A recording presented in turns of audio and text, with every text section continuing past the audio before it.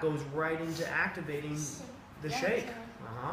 So, and honestly, it's a fairly common thing. You pick them up higher than most people, but most people actually, their calves are tight, which makes heels rise up, right?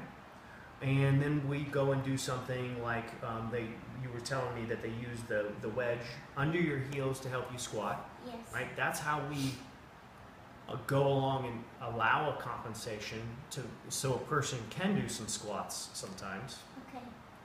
But then that's diagnostically showing us, well, yeah, look, when we take their heels up and we support them and then we shorten their calves, look how much better they squat.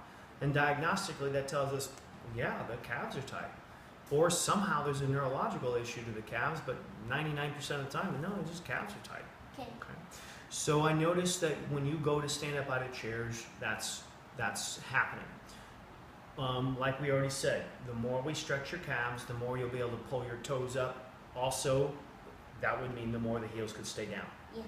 So we're going to keep having you stretch your calves. We're going to keep working on your calves. You're going to become aware of now that when you go to stand, you need to try to push down into your heels, right? And if you use the armrests of the chair, right? So you can kind of sit back in the chair and push down and push off, and you feel like you're pushing down. And this would be where the knees have to come back. So you've gotten into a position where you're very used to coming off your toes, which automatically loads up your quads. Okay. Right? And yeah, and you're automatically, like, I feel a lot of work right here, okay? And I know from years of doing this in my 20s, it overloaded my knees, and I had conditions where my knees I would lose control of my knees, right?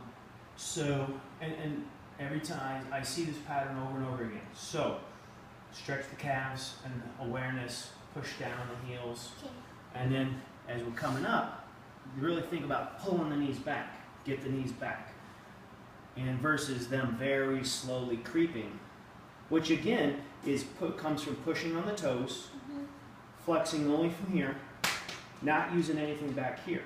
Okay. So, and all this is going to go along with pulling back, making this work. Okay. All right, so now right here, you don't have any good armrests, but so I'm going to give you my hands. But I want you to push down through the heels and come up. Pretty different, huh? Yeah. Okay. So, and just